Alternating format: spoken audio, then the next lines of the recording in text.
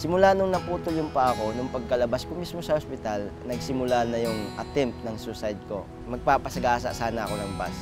Nakita ko na yung bus, magpapasagasa na ako, pumatak naman sa isip ko.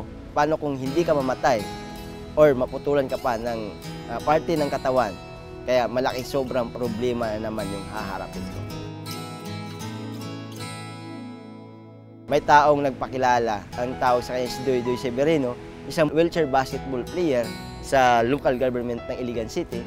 Siya yung nagsabi sa akin, papiliin kita ng sports kung anong gusto mo. Swimming, wheelchair basketball, long tennis, table tennis. Ang napili ko is ang swimming.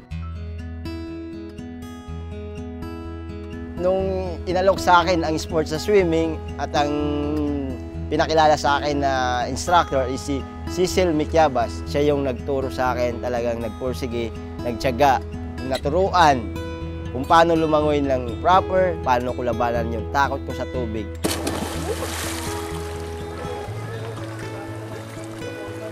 Taong 2005, nakuha ako bilang atleta ng national athlete ng Philippine Sports Association of Different Level. Tinulungan nila akong mag-overcome doon sa kalagayan ko na yan.